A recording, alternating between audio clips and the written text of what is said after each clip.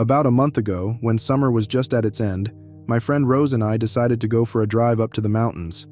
I grew up nearly out of city limits and drove the mountain roads often. Rose is a newer friend in my life and had only been up in the mountains a few times. I was eager to show her how cool it was at night, especially when you're headed back to town and you can see all of the city lights as you're leaving the foothills. I love listening to creepy videos and watching scary movies, which may have been a big help for Rose and me on this particular night. We headed up in my van, a dependable 2003 Toyota who had made the journey with me dozens of times before. There's a part where the pavement ends and the gravel road takes you deeper into the mountain. Just beside this stretch of asphalt to gravel is a stretch of dirt that people use to park their trucks and trailers.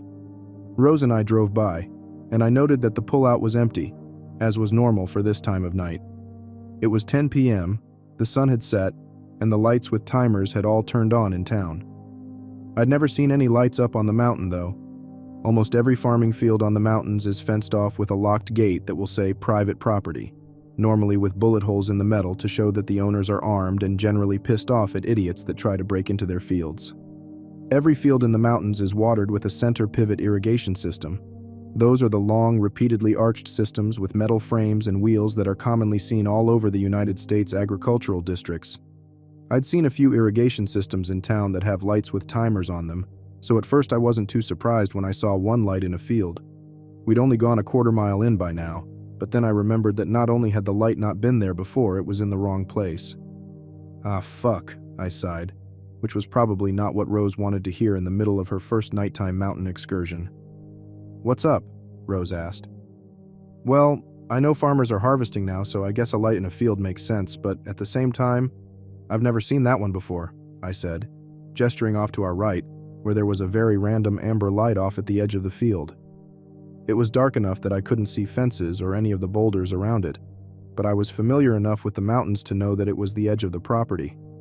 I started to tap on the wheel anxiously as I was filled with mixed emotions. I was eager to keep going because the mountains were going to be beautiful in the half moon, and Rose had never seen them at night before. At the same time, my brain told me that if I'm going to listen to a few dozen hours of horror stories per month, I'd at least better get some meaning out of them. "Fuck, I'm sorry, Rose. I'd keep going if those were tractor headlights, but I've never seen just one light right there, especially in that field. I've never even seen it farmed, so it wouldn't make sense to waste energy or money lighting it." Rose is amazing and didn't mind that we were turning around only a quarter mile in. We turned and headed back towards the asphalt. I had no idea why, but I felt like there was a clock that had suddenly started ticking. "Hey Rose, could you please hold the handle? I'm going to go fast enough that you might want something to hold on to. I promise, we're safe." Rose silently clutched the oh shit handle above the passenger side of the car, and I went faster. I felt the sense that it was time to hurry up, so I did. I zoomed back towards the asphalt as fast as I dared, my sense of trepidation only intensifying when we reached the truck parking zone. There was a white truck and flatbed trailer that had not been there less than 10 minutes before.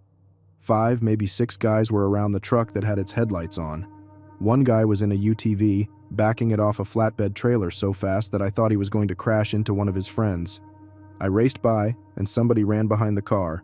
I turned onto a road that would lead to a main road. "Rose?" I asked, while inching my way up to 70. "Were those people there when we drove by earlier?" I just wanted to make sure I wasn't crazy. "Nope," Rose said evenly. I sighed, copying her tone, even as I jumped up to 75 and glanced in my rearview mirror. As far as I could tell, they weren't following us, but we had 8 miles of straight, flat roads with no cover before we actually managed to reach civilization. "Did they seem like they were in a hurry to you?" There was no other traffic, so we didn't have to slow down for anyone, which helped us both remain as calm as possible. "Just a bit," she laughed nervously, looking over her shoulder to check for any cars as well. Thankfully, nobody came. We drove to a crowded restaurant and sat in the car while we calmed down. We tried to think of a reason why those guys had shown up so abruptly in the middle of the night. Rose suggested that maybe their friends were camping and in trouble. All of the land in the mountains is private property, so nobody camps there. I'm glad Rose and I left so we didn't have to find out why 6 guys decided they needed to rush up the mountain in the middle of the night.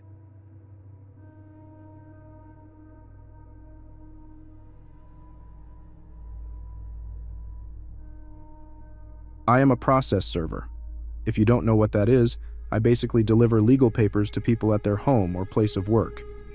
These papers could be anything from foreclosures to subpoenas to child support papers, etc.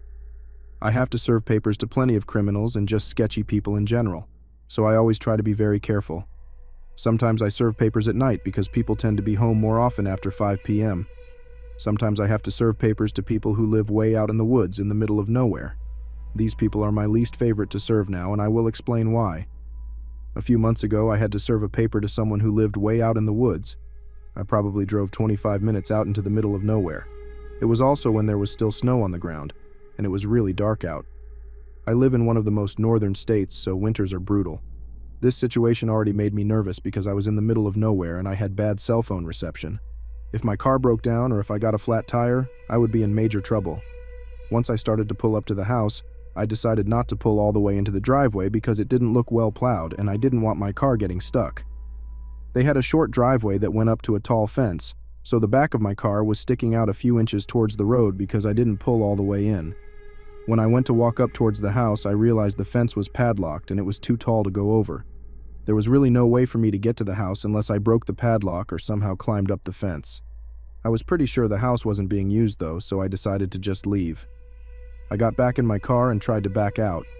My front tires that were on the driveway got stuck in the snow. I tried to turn my tires in different directions and it seemed to be working a little bit. I kept doing that and then went forward a bit and then back again to try to wiggle my way out. I was doing that for what seemed like forever, probably only 5 minutes. And then I started to get really nervous. I pulled a shovel out of my trunk and started to scoop the snow out from under my car. Once I thought it was good enough, I tried to back out again. It seemed to work a little bit, but it wasn't enough to fully get my car unstuck. Then I saw a truck start to drive up the road. At first, I almost was happy because I thought no one would be out here. They slowed down when they saw my car, and then started to drive over to my side of the road. I assumed they were going to get out or roll down their window and ask if I needed help. I turned around to wait for the truck to stop, but instead of pulling over to the side of the road, they parked directly behind my car. I remember how my stomach sank, and I got this really terrible feeling in my gut. They pulled their truck directly and closely behind my car so I couldn't back up, even if I tried. If I had tried to back out of that spot, I would have T-boned them in reverse. I had to turn my body around to try to see the driver. They didn't get out or roll down their window. They just sat in the truck, blocking me in.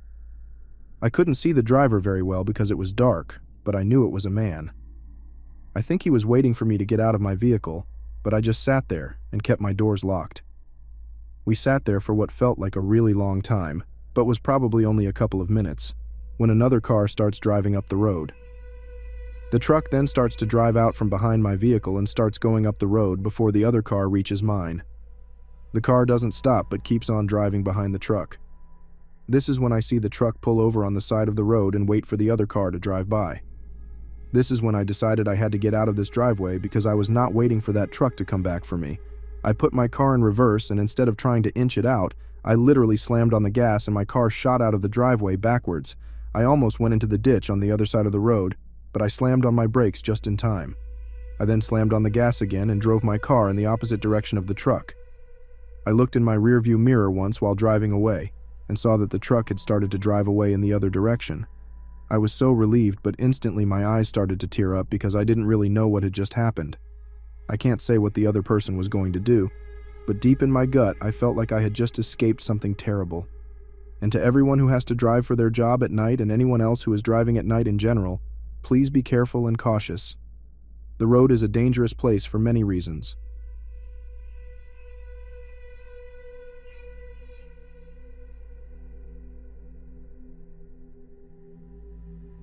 I'm female and I drive for Lyft at night. I'm on the shorter side at 5'4" and have been driving for nearly 6 months. I tend to drive downtown Denver, especially on weekends when there is the most money to make. In this time, I've only had a couple truly scary encounters, and I drive 7 nights a week, at least a couple of hours each night. The first scary one started out normally enough for that late at night. I had just dropped off a passenger in Aurora and was making my way back towards Market Street since the bars hadn't closed yet. I get a pickup that's on the way. It's a nice enough area that I don't feel uncomfortable, but anyone who knows Aurora knows it's not really the best area. even with the few nice areas. A couple of guys hop in, one in front, one in back. Both have on hoodies and are carrying backpacks. But this is Colorado, and almost 1:30 in the morning, so not that odd. Where it gets odd is after they get in. I give my normal greeting, but they completely ignore me, shove their backpacks onto the floor, and pull their hoods up while shielding their faces from the windows with their hands. I was instantly uncomfortable, and I could feel something was off. It was only a 10-minute drive, and we were in a secluded area, so I decided the safest thing I could do was complete the ride. I could feel my fight or flight instinct kicking in. Within about a minute, I had decided if they tried anything, I was going to crash my car. Neither one had put on a seatbelt, so I figured that would be my best chance. Once we arrive at the location they wanted to be dropped off at, I could tell it was not a good area. Bars on all the windows, trash everywhere, and cars in disrepair. They get out but don't shut my doors and start whispering to each other while glancing at me. One of them has his hand in his pocket fidgeting with something. At this point, I've had enough and step on the gas, driving off with the doors open.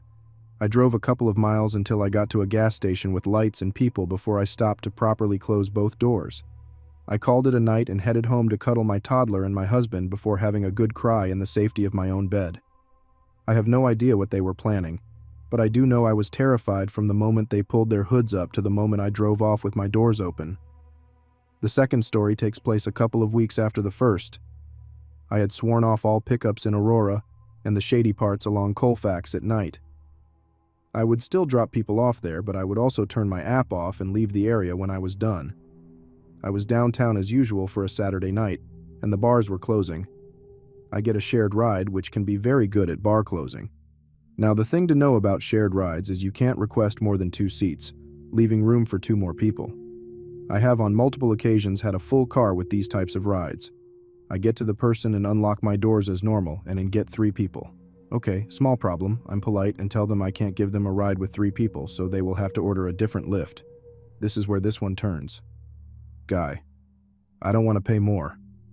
Me: I'm sorry, but either one of you has to get out or all of you do, and you need to order a different ride. This is a shared ride, and that means I could get 2 more passengers and they need seats. With shared rides, you are only allowed to book 2 seats for 2 passengers. Guy: I'm not paying more, so you can just ignore other rides and take us home. At this point, he became aggressive and was putting his finger in my face. Maybe I should have been more scared, only this is Market Street at Bar Close, and it's packed. There are drunk people everywhere, and where there are drunk people, there are cops. I roll down my window as he continues to tell me what I'm going to do and starts threatening to put my bitch ass in its place if I don't start driving right now. I didn't catch the whole thing since I had made eye contact with a cop and was focusing on getting his attention. Me: Okay, you now have a new choice. You can all get out, or I can get the cop right there to get you out. Said cop was making his way over, seeing something was wrong. They all jumped out, the guy flipping me off, and they disappeared into the crowd still looking for rides. The cop stopped to ask if I was okay, and I gave him a short rundown of what happened and thanked him for coming over. I headed off to my next ride, who was a very polite gentleman. In both cases, I reported them to Lyft so I wouldn't get paired with either again. I also carry foam pepper spray for defense and have a dash cam that records the interior of my car now. Since that last one, I haven't had any issues, so there's that.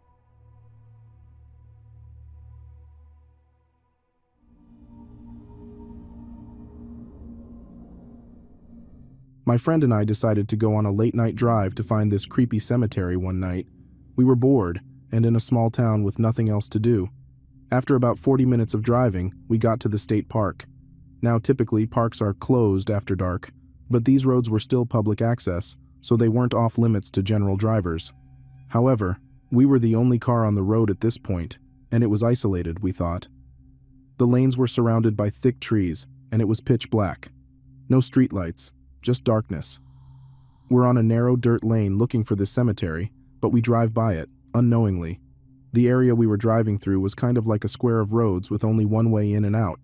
We get to the crossroads, where the road we are on goes straight through, or you can continue back through by a left turn only. Next to the ditch across the road from us, we see a dark green sedan pulled into the brush, no lights on, no people around. Not an accident from all we could tell. Whatever, kind of weird. But we slowly turn left and begin the loop back around looking for the small rows of old headstones again. As we get back around to the intersection, about 5 minutes later, the green sedan is still pulled off in the bushes. But now it's not the only vehicle there. There's a big pickup truck idling in the dark across from us, blocking the straight path. Now it had to have come from the other direction since no other cars passed us or were in front of us or behind us. That was the way we had planned to go, to leave the park since we hadn't found what we were looking for, but we couldn't pass through. This truck was in the middle of the road, taking up all the space on either side. At first we were thinking, this guy's pal probably got his car stuck and called for help. Then this truck guy turns on his headlights, actually his high beams, and begins revving his engine, hard. My friend and I exchanged looks, wondering who's overcompensating for something, and when we turn back, trying to see through the blinding light, we see a silhouette of a big, bulky man. He's standing in front of the truck, hands on his hips, just standing there.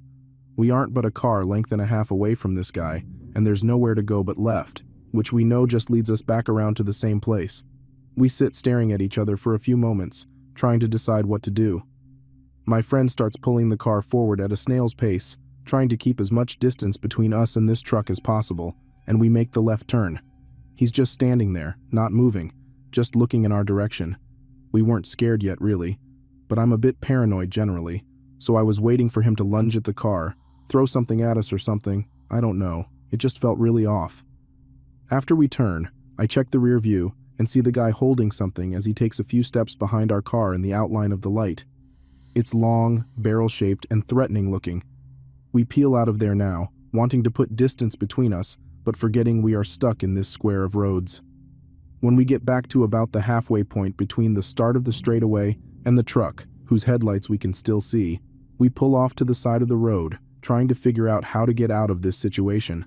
I look out the window and see that we are sitting right next to the cemetery we had been looking for, but we are both too freaked to get out now, and we laugh at the irony for a second.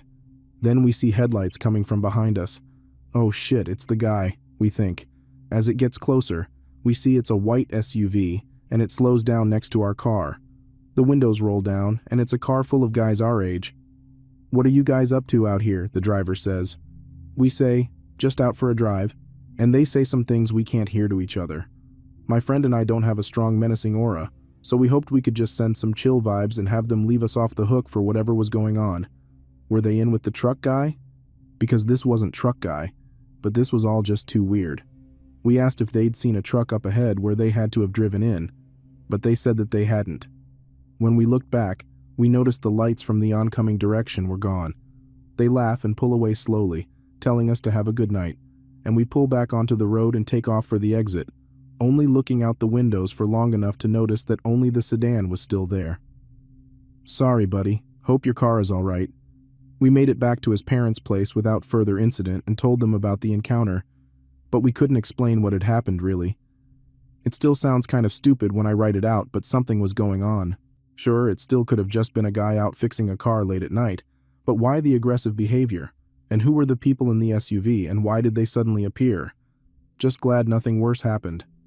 I avoid state parks at night, but my friend, he's still a maniac camping in the woods alone, and he's seen some stuff. What a guy, crazy bastard.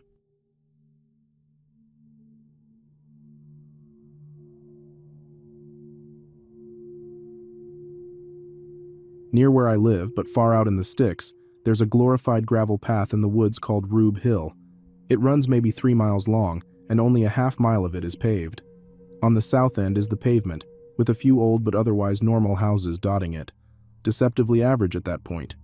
Then the houses end, the pavement ends, and the gravel road shoots up a steep hill. It's not taken care of at all. The gravel is piled up in potholes and berms, so unless you're driving a nice off-road vehicle, you'd want to take it easy.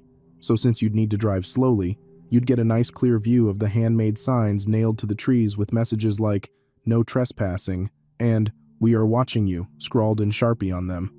At the top of the hill, the road winds lazily for a little under a mile, before diving back down the other side of the hill.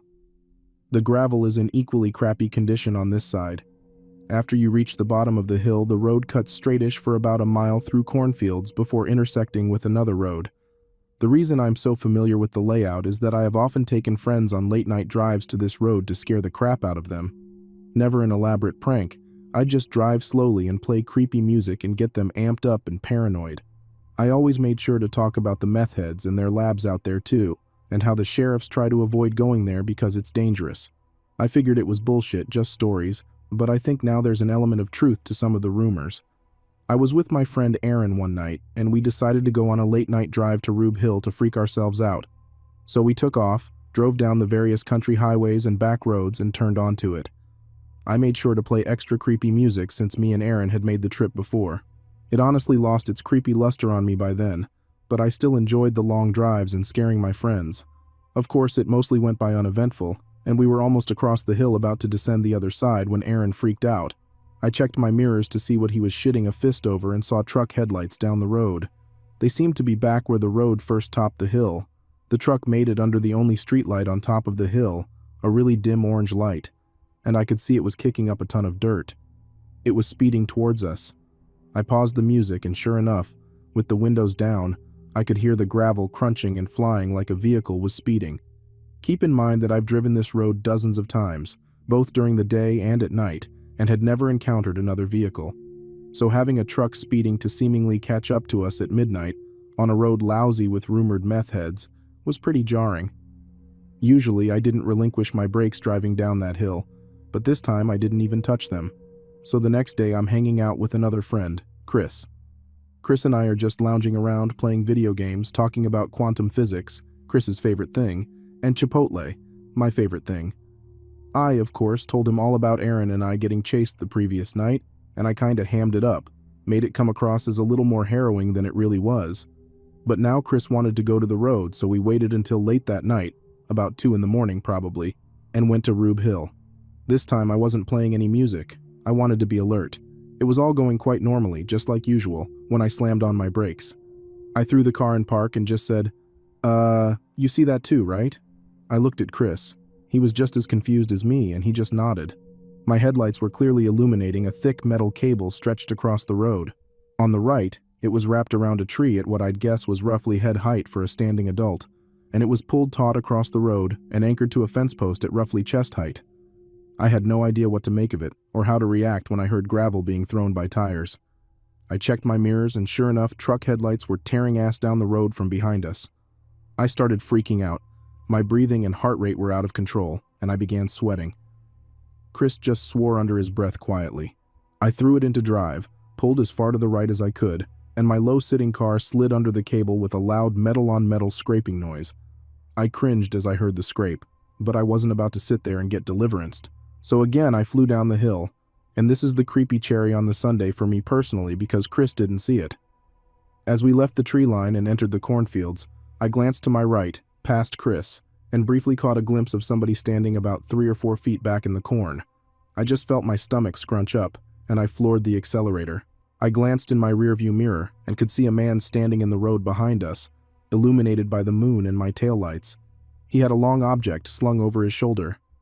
I couldn't tell if it was a cane or maybe a rifle, but I didn't stay to find out. Before I could even tell Chris about it, we were around a bend and out of sight. I haven't been back to that road since then.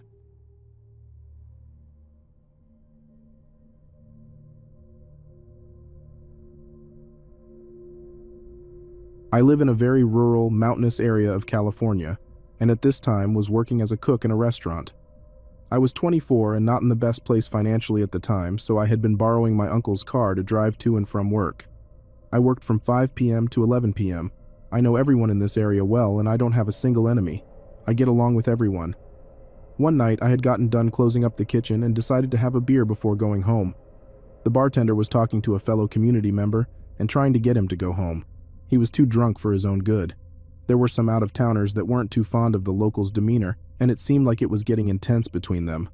I had my beer and went out and got in the car.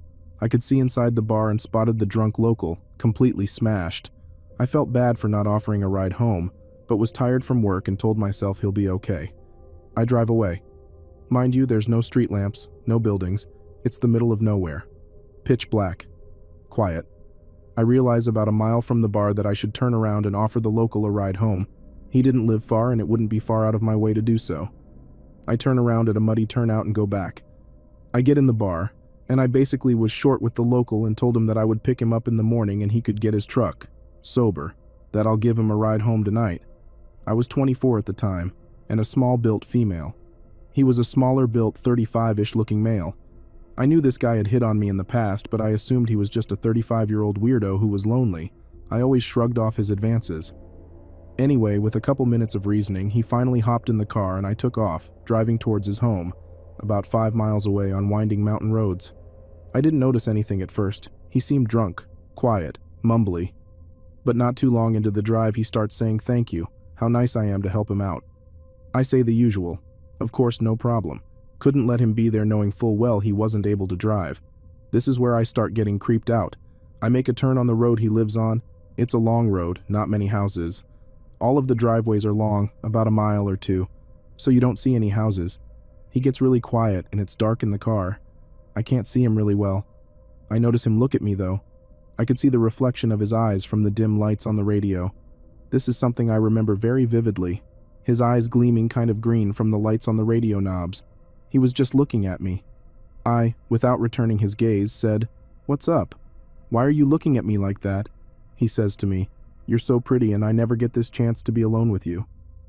I shrugged it off, trying to play it cool, although I started regretting my decision. All of the sudden he reaches over to me while I'm driving and tries to put his hand, I'm assuming, on my breast, but instead his hands land on my shoulder area. I start yelling at him, telling him to stop. I slam on my brakes in the middle of the road. No one is behind me, there's no one for miles, and I scream at him to get out of this car now, and I repeat it over and over. At this point I had my hands off the wheel and I was trying to push him out of the car. I had leaned over and opened the car door. I had never in my life realized my own strength, my own weak strength. This 30-something male was not budging against me. I notice him laughing, a really sloppy laugh. He says, "You and I both know that no one is around." I said to him, "We just left the bar. At least 5 people know where I am going. Please stop. Here's a flashlight. Walk on home. I'm done with you tonight." He is quiet for a minute before saying, "I don't feel like walking much." The way he said it scared the living shit out of me. I start screaming, not like a horse scream, but like an ear-piercing scream. I knew the scream was strong and loud, and I had even hurt my own ears, just hoping someone had their windows open somewhere off in the woods. But nothing happened. We struggled for what felt like minutes as he kept trying to come at me. This entire time he was kind of laughing. He was drunk, so that was probably my only advantage. He was sloppy and trying to attack me for whatever reason. I pushed on him like I had never pushed on anything in my life. I pushed so hard that I felt my arms just burning with pain. When he finally gets out of the car, I slam on the gas, not even bothering with the door. Remember, I was headed down a long-ass road in the middle of nowhere, and not on my road. It's a dead-end road after about 20 miles. So I keep driving down this road I know well, knowing full well I will need to stop to turn around. When I finally do, I turn around fast, and in someone's dirt driveway, afraid of the car being still for even a second. I take off driving, knowing he'll be up ahead any second. I never see him. I never see him again. He was a local I'd known for years, and saw frequently. I don't know if he took off to another area from embarrassment or what, but I never saw him again. I arrived home shaking, red, scratched, out of breath. My boyfriend and our friend were at home playing Jenga, and I told them immediately, and they knew who it was too, and they went to try and find him. Never saw him again. That was last November.